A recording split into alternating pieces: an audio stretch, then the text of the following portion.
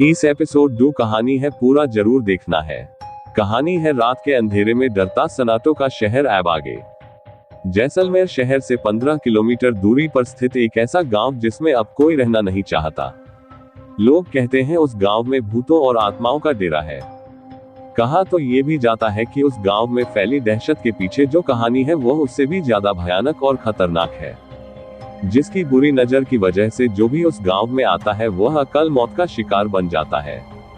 Subscribe to Chandan podcast haunted. यूं तो हम सभी ने कभी ना कभी भूत प्रेत पिशाचों से जुड़ी कहानियों को पढ़ा या सुना होगा।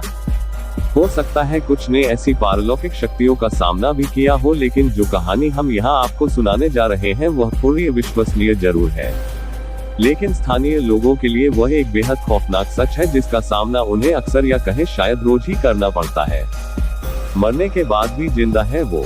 कुलधरा जैसलमेर से 15 किलोमीटर दूरी पर स्थित एक गांव अपनी दहशत के लिए आसपास कुख्यात बन गया है। आपको ये बात तो पता ही होगी कि जिन स्थानों को पारलौकिक ताकतें अपने कब्जे में ले लेती हैं उन स्थानों पर बसने वाले लोग या तो स्वयं उस स्थान को छोड़कर चले जाते हैं, और अगर नहीं जाते तो उन्हें अपनी जान से हाथ धोना पड़ता है।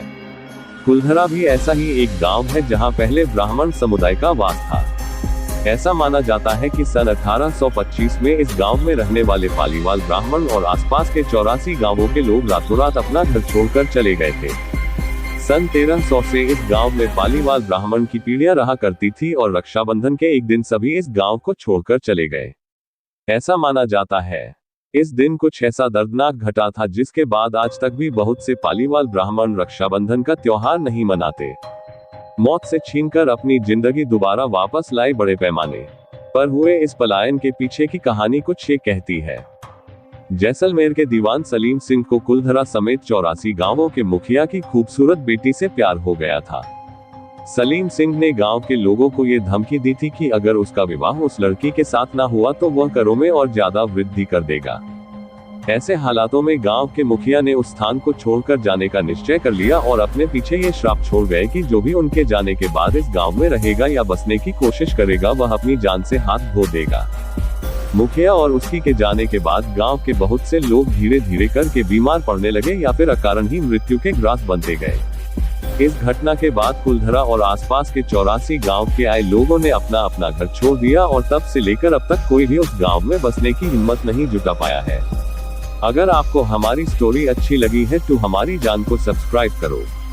दूसरी कहानी डेथ वैली के नाम से बहुत कम लोग परिचित होंगे, क्योंकि अभी इसके बारे में सिर्फ दबी जुबान से ही चर्चाएं होती रही, लेकिन अब इस वैली का सच शायद बाहर आ रहा है, क्योंकि अभी तक नासा जो इस वैली और यहाँ मौजूद पत्थरों की पहेली को सुलझाने की बात कर रहा था वह भी अब अपने हाथ खड़े कर चुका है, क्योंकि उसे भी यह समझ नहीं आ रहा कि आखिर 700 पाउंड का पत्थर एक स्थान से दूसरे स्थान तक कैसे जा सकता है, जबकि वहाँ किसी और के होने का कोई सबूत नहीं है और न ही वहाँ कुछ ऐसा है जो इतने भारी पत्थर को हिला पाने तक में सक्षम हो।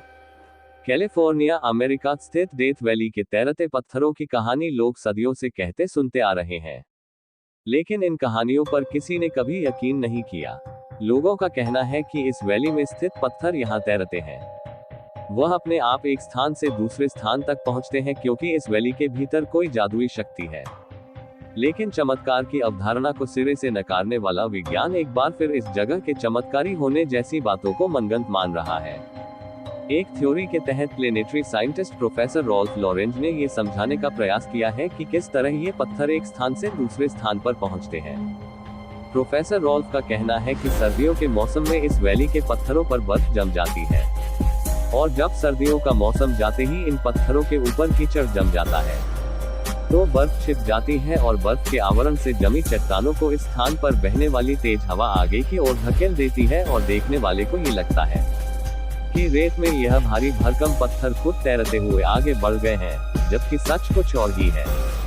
प्रोफेसर रॉल्फ का कहना है कि जब किसी चट्टान के ऊपर बर्फ की चादर चढ़ जाती है तो उस चट्टान में मौजूद तरल पदार्थों का स्तर बदलते तापमान के साथ साथ बदलता रहता है और चट्टान आगे पीछे होने लगती है, जिससे यह आभास होता है कि यह चट्टान रेत में तैर रही है। आपको यकीन नहीं होगा कि इस थ्योरी से पहले लोग इस चट्टान के बारे में बहुत कुछ बोलते थे। कोई कहता था कि इन चट्टानों में जादुई शक्तियां हैं, तो कोई इस स्थान को एलियन या तंत्र मंत्र से श्रापित मानता था। अब आपको हो सकता है इस बात पर हंसी आए, लेकिन लोग इस स्थान पर मौजूद पत्थरों को अपने घर भी ले गए थे क्योंकि वह इन्हें चमत्कारी मानते थे। प्रोफेसर रॉल्फ के इस स्थान के रहस्य को साफ कर देने के बाद भी लोग इस स्थान पर एलियन और तंत्र विद्या की मौजूदगी को सही मानते हैं। अगर आपको हमारी स्टोरी अच्छी लगी है तो हमारी जान को सब्सक्राइब करो। चंदन पॉडकास्ट हंटेड।